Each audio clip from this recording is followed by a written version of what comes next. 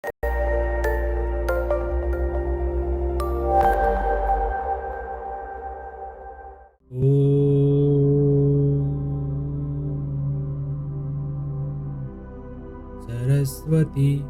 नमस्तुभ्यं वरदे कामरूपिणी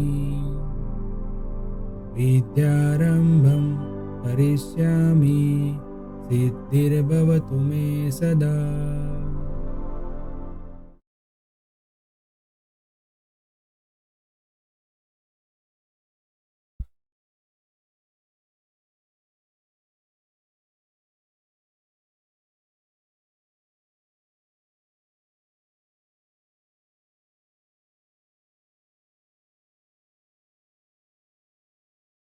हेलो एवरीवन, वेलकम टू मंत्र e learning. Friends, process costing 1 में आज हम एक और प्रैक्टिकल क्वेश्चन देखेंगे। अब तक हमारी मेथड 1 चल रही है, मेथड 2 है जो है प्रिपेयर प्रोसेस अकाउंट मेथड। इसमें हमें अलग अलग प्रोसेस की डिटेल दी गई है और हमें हर एक प्रोसेस का अलग से अकाउंट बनाना होता है। तो अलग अलग टाइप के जितने भी टॉपिक यहाँ पे दिए गए हैं उसके मैं अलग अलग से क्वेश्चन आपको प्रैक्टिकल यहाँ पे करवा रहा हूँ। तो अब तक के जो भी क्वेश्चन हमने किए उससे कोई एक अलग सा आज एक और क्वेश्चन करेंगे और ये क्वेश्चन में कौन सा पॉइंट, कौन सा टॉपिक पहले से अलग है वो आपको खास ध्यान में रखना है। देखो, मैं हर बार आपको समझा रहा हूँ और बता रहा हूँ कि हमारे जो मेथड है उसमें से 70 to 80% तो ऐसा है कि जो सारी एंट्रीज जो है वो कॉमन है। बस खाली हमें ध्यान वहाँ पे रखना है कि जितने क्वेश्चन मैं आपको यहाँ पे करवा रहा हूँ उसमें हर एक क्वेश्चन में एक एक नया नया कुछ न कुछ टॉपिक है। जैसे किसी में हमें प्रोडक्शन ओवरहेड की डिटेल अलग दी गई है, किसी क्वेश्चन में हमें नॉर्मल लॉस के परसेंटेज अलग से दी गए हैं या उसकी डिटेल कुछ इस तरीके से दी है। बट जो हमारी मेथड है, जो सिस्टम है वो सेम है। बस हमें ध्यान रखना है कि जो डिटेल हमें दी गई है क्वेश्चन में उसको हमें कैसे समझना है और उसकी कैसे हमें इफेक्ट करना है। ठीक है, तो चलिए आज शुरू करते हैं क्वेश्चन, एक और प्रैक्टिकल क्वेश्चन देखते हैं। आज का जो हमारा क्वेश्चन है वो क्वेश्चन नंबर 14। चलिए पहले समझ लेते हैं हम पूरा क्वेश्चन। देखो यहाँ पे गौरी मैन्युफैक्चरिंग कंपनी की डिटेल दी है। Supplies you the following information for the year ended 31 मार्च 2013। अब यहाँ पे जो डिटेल दी है उसमें हमें दिया है raw material introduce in the process और ये भी है यूनिट्स में। अब देखो यहाँ पे जो भी नया टॉप पॉइंट है वहाँ पे मैं आपको खास ध्यान रख करके समझा रहा हूँ कि ये टॉपिक नया है, इसकी कैसे इफेक्ट हम करते हैं वो ध्यान में आपको रखना। ठीक है, तो यह सबसे पहला पॉइंट है, वही यहाँ पे एक अलग सा दिया है। देखो यहाँ पे हर एक प्रोसेस में हमें इनपुट यूनिट दिया है।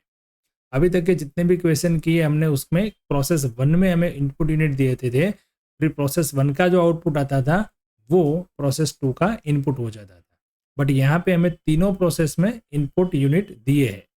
ओके, अब देखते हैं उसकी कैसे हम इफेक्ट करते हैं, कैसे कैलकुलेशन करते हैं। फिर cost of raw material per unit, एक यूनिट की कॉस्ट कितनी है ये यहाँ पे दिया है। Direct wages, production overhead, normal loss. हाँ, अब नॉर्मल लॉस के परसेंटेज दिए 4%, 5%, 3%। अब ये दिया है वेस्टेज। देखो नॉर्मल लॉस हम जो कैलकुलेट करते हैं जब, तब हमें नॉर्मल लॉस का मतलब ये प्री डिटरमाइंड होता है कि इतना लॉस होगा, ऐसा एक एस्टिमेट होता है हमें पास्ट के एक्सपीरियंस के हिसाब से, वो होता है नॉर्मल लॉस। ठीक है, अब ये होता है वेस्टेज।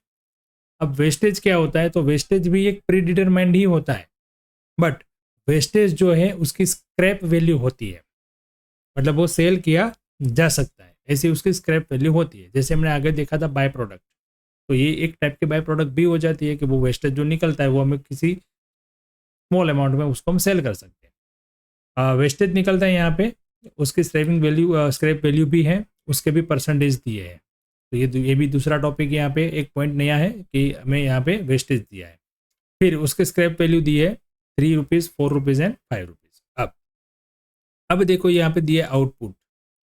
तो आउटपुट जो है वो है ट्रांसफर टू सबसिक्वेंट प्रोसेस, मतलब ये जो आउटपुट है वो हमने सबसिक्वेंट प्रोसेस, मतलब कि ए प्रोसेस कंप्लीट हुए उसमें से इतना हमने बी प्रोसेस में ट्रांसफर किया, फिर बी में से सी में ट्रांसफ़र किया।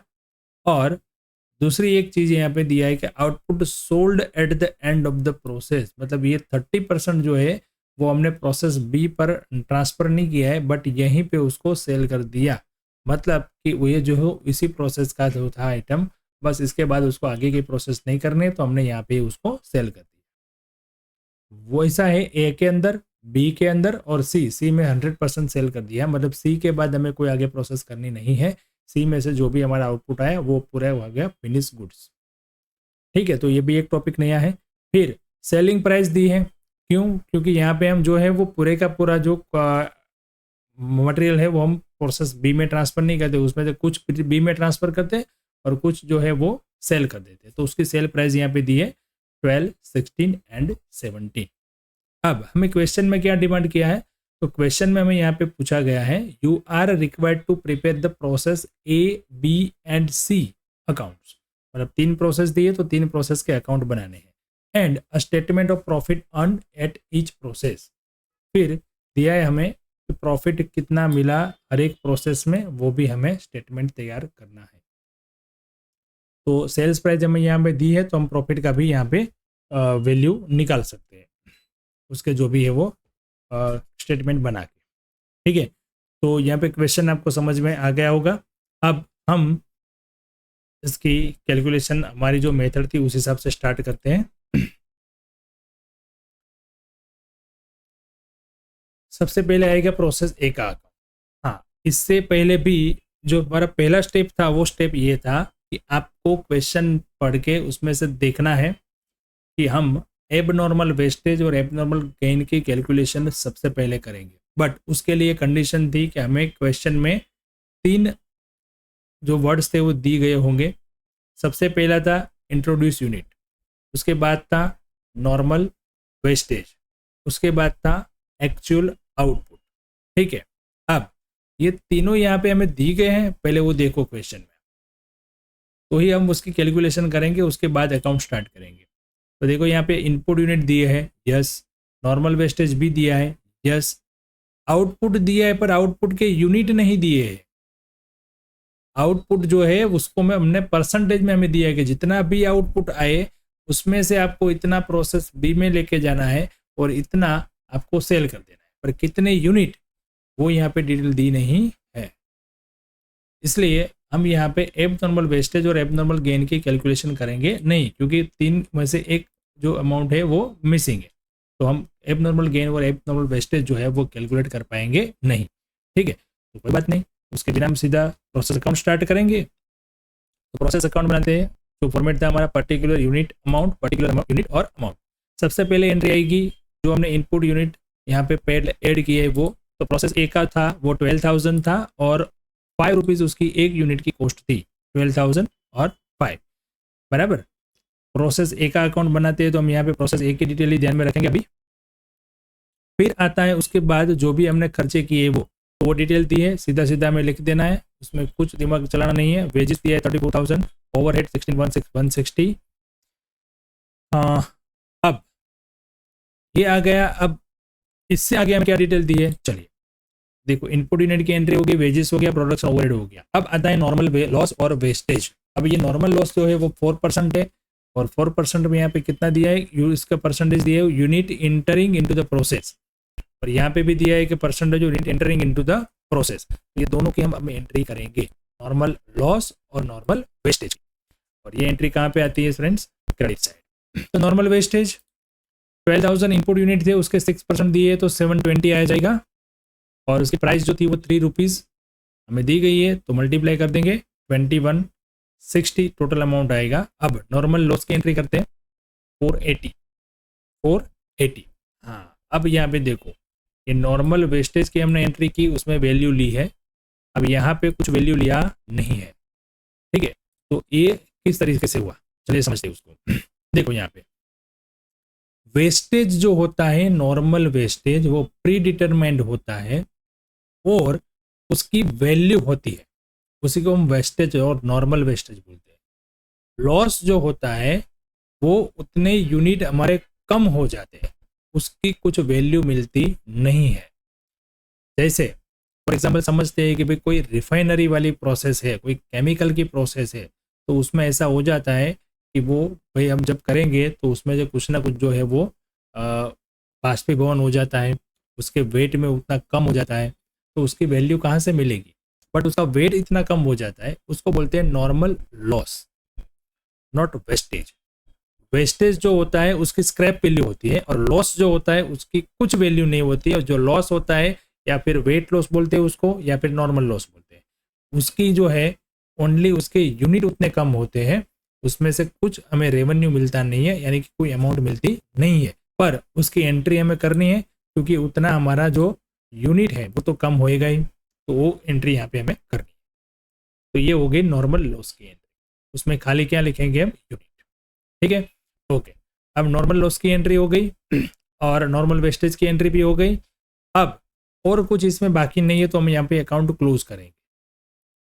अब अकाउंट जब क्लोज करते हैं तब यहाँ पे जो है हमें आउटपुट मिलता है इस प्रोसेस का, मतलब क्लोजिंग स्टॉक मिलता है। अब ये क्लोजिंग स्टॉक जितना मिलेगा उसकी वैल्यू हमें निकालनी पड़ेगी। तो ये वैल्यू कैसे निकालेंगे? Per unit cost. ये देखो डेबिट साइड का टोटल जो था वो था 1,10,000, उसकी फिर इसकी वैल्यू थी नॉर्मल वेस्टेज की, वो माइनस करेंगे, यूनिट में से यूनिट माइनस कर देंगे, 12,000 और माइनस 720। तो इसकी जो कॉस्ट है पर यूनिट कॉस्ट वो हमें मिलेगी 10 रुपीज। ठीक है, चलिए अब टोटल यूनिट जो थे हमारे बचे यहाँ पे, मतलब कि ये जो टोटल यूनिट जो है वो किस तरीके से मिलते हैं यहाँ पे हम, तो 12,000 हमने ऐड किया था, 12,000 में से हमने यहाँ पे 720 नॉर्मल वेस्टेज और नॉर्मल लॉस 480, वो दोनों यहाँ से हम माइनस करेंगे, तो यूनिट हमारे निकलेंगे 10,800।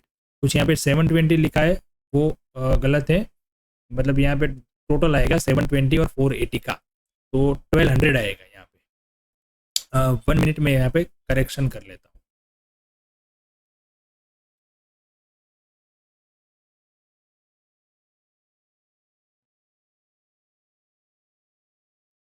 ठीक है, 720 भी माइनस होगा और 480 भी माइनस होगा, तभी यहाँ पे हमें वो वैल्यू मिलेगी। मतलब कि 12,000 में से 720 और 480 माइनस करेंगे तो ही वो 10,800 आएगा।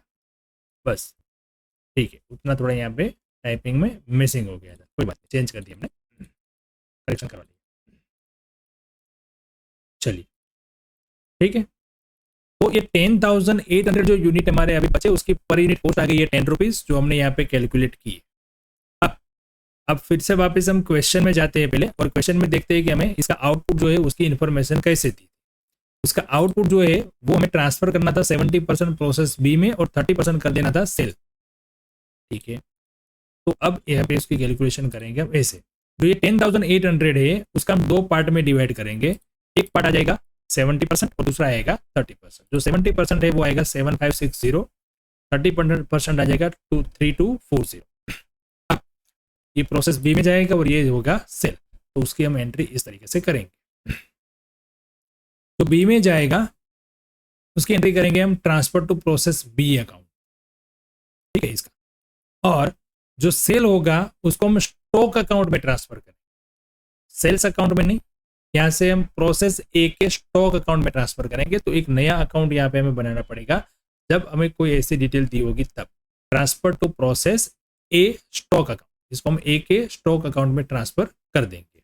अब इसका जो टोटल करेंगे तो वो टोटल ये हो जाएगा 12,000 और 1,10,160। मतलब ये डिफरेंस ही निकाला था हमने, यहाँ से यूनिट का डिफरेंस निकाला, पर यूनिट कॉस्ट निकाल दी, और पर यूनिट कॉस्ट से उसको मल्टीप्लाई कर दिया यहाँ पे, इसको 10 रुपीज से, इसको 10 रुपीज से, तो इसका टोटल सेम हो जाएगा।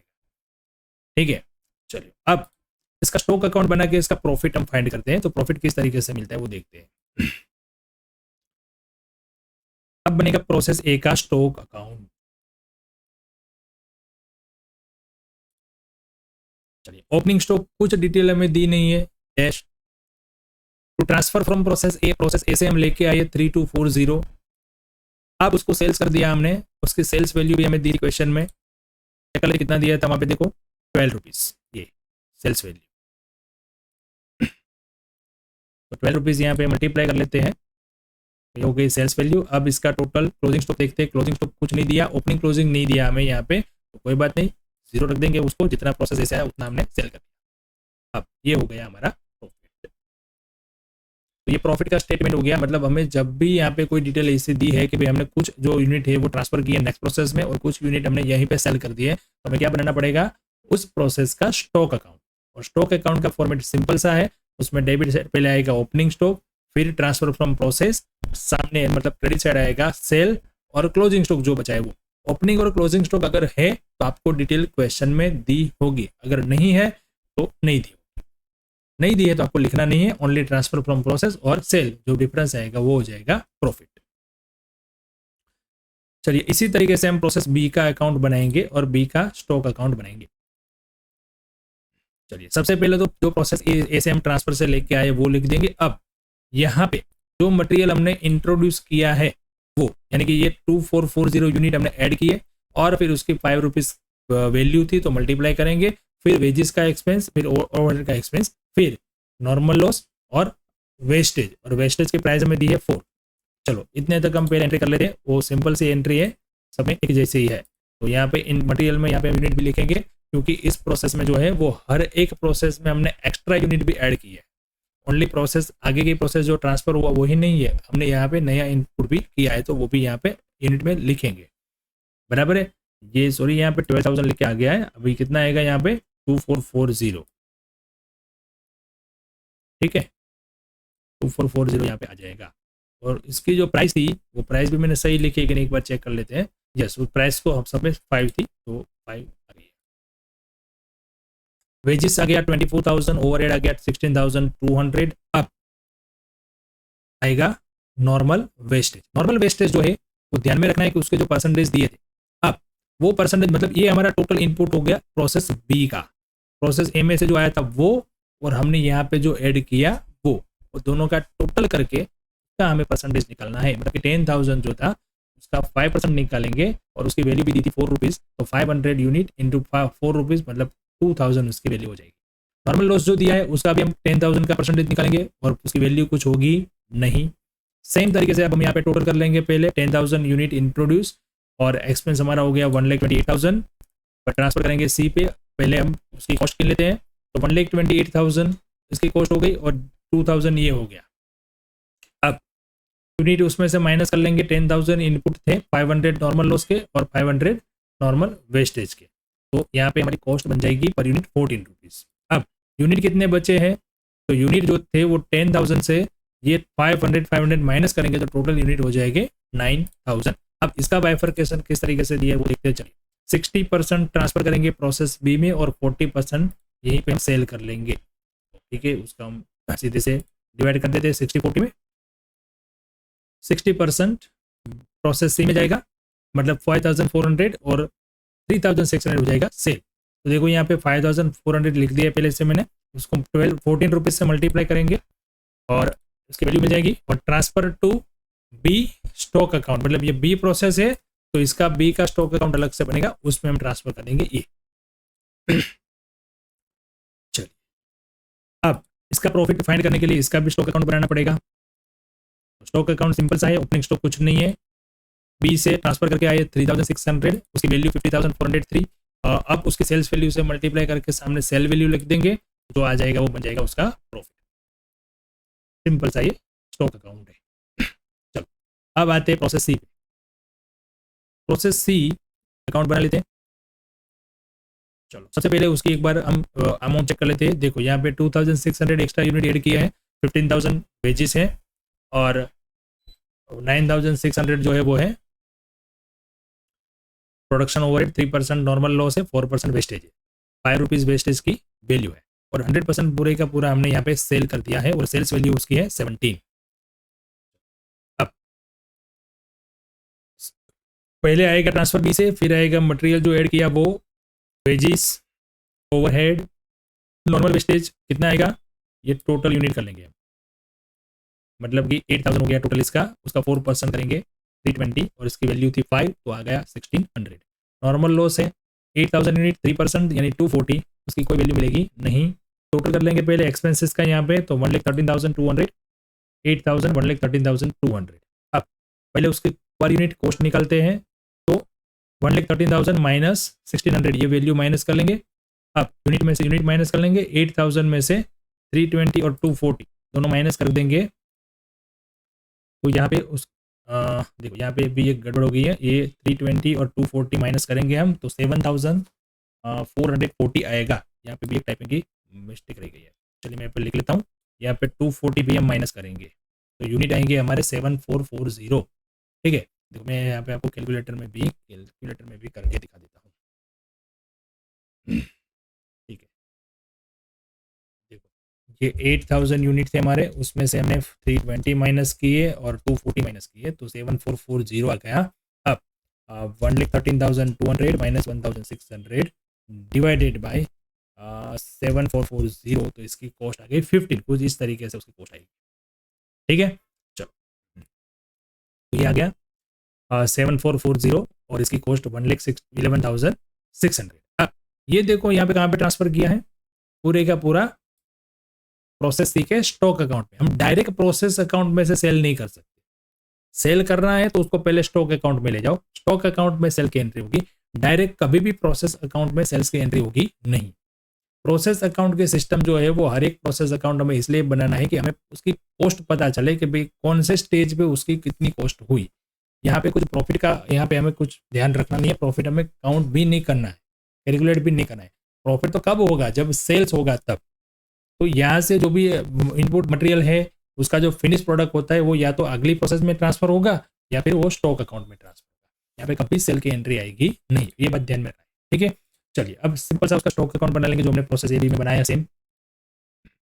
ओपनिंग क्लोजिंग स्टॉक कुछ नहीं है, ट्रांसफर फ्रॉम सी अकाउंट और इसकी भी सेल वैल्यू जो हमें दी थी वो 17 रुपीज़ थी, वो मल्टीप्लाई कर लेंगे तो यहाँ पे हमें प्रॉफिट मिल जाएगा उसका। तो देखो हमको जो जो 3 क्वेश्चन दिए थे, हमें पूछा गया था क्वेश्चन में कि हर एक प्रोसेस का आप अकाउंट बनाओ बराबर ABC का, और उसमें कितना प्रॉफिट मिला ईच प्रोसेस वो भी आपको कैलकुलेट करना था। तो हमने यहाँ पे एक स्टॉक अकाउंट बना के उसके प्रॉफिट की भी कैलकुलेशन कर ली।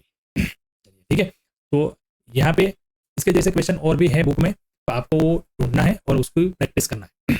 तो मैं कह दूँ आपको कि ये नंबर का क्वेश्चन करना है, ये नंबर का क्वेश्चन करना है, तो आपके लिए सिंपल हो जाएगा। बट आप थोड़ा अपने हिसाब से भी थोड़ा मेहनत करो, देखो इस टाइप के क्वेश्चन कौन से है बुक में, कौन से क्वेश्चन पेपर में है वो भी आप देखो बराबर। तो वो मिलेगा, वो क्वेश्चन की आप खुद प्रैक्टिस करो। और कहीं पे आपको क्वेरी है कुछ है तो आप मुझे कमेंट करके भी पूछ सकते हो, मेरा व्हाट्सएप नंबर भी इसमें, आप मुझे व्हाट्सएप पर डायरेक्ट करके भी पूछ सकते हो और आप अपनी क्वेरी सॉल्यूशन कर सकते हो। ठीक है, चलिए मिलते हैं नेक्स्ट लेक्चर में नए क्वेश्चन के साथ। Thank you and have a good day.